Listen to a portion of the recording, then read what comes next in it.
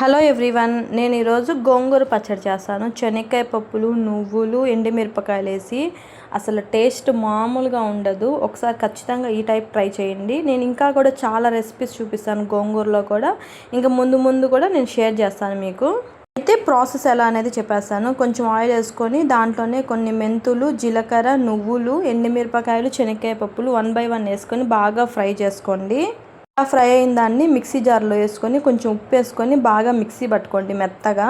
తర్వాత ఇంకో బాండలు పెట్టుకొని దాంట్లోనే కొంచెం ఆయిల్ వేసుకొని ఈ గోంగూర కూడా వేసేసుకొని బాగా ఫ్రై చేయండి.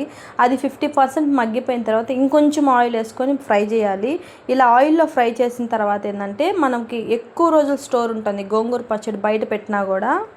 ఐరన్ రిచ్ ఫుడ్ అంటే గోంగూరే. దీంట్లో మనం ఏంటంటే పీనట్స్ వేస్తాము, నువ్వులు వేస్తాము. ప్రోటీన్ అండ్ ఐరన్ చాలా బాగుంటుంది, హెల్త్కి కూడా చాలా మంచిది. అలా అని చెప్పని డైలీ చేసుకొని తినపర్లేదు, ఒక్కసారి చేసి పెట్టుకున్నా కొంచెంగా వాడుకోవచ్చు ఎప్పుడు అవసరమైతే అప్పుడు. అసలు ఇలా చేసి పెట్టుకుంటే అసలు పాడవద్దు. 1 వీక్ అయినా సరే బయట పెట్టిన అలానే ఉంటుంది. ఊరగాయలాగంటే ఇంకొంచెం ఆయిల్ వేసుకొని బాగా కలుపుకుంటా చేసుకున్నామంటే ఇంకొన్ని రోజులు ఎక్కువ రోజులే స్టోర్ ఉంటుంది. గోంగూర కూడా బాగా ఉడికిపోయిన తర్వాత దాన్ని కూడా మనము మిక్సీ జార్లోకి వేసుకొని జస్ట్ పల్స్ లాగా మిక్స్ చేసుకోవాలి. 1 సెకండ్ అంతేను. అలా చేసుకుంటేనే బాగుంటుంది. కచ్చాగా దంచుకోవాలి, లేదంటే అసలు టేస్ట్ బాగోదు మెత్తగా అయిపోతే.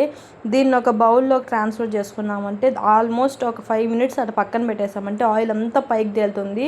కావాలంటే ఒకసారి చూడండి, నేను ప్లేట్లో పెట్టుకొని చూపిస్తాను నూనె ఎలా వచ్చేసిందో. ఇలా కలుపుకొని తినాలి, అసలు ఎంత బాగుంటుందంటే ఈ పచ్చడి.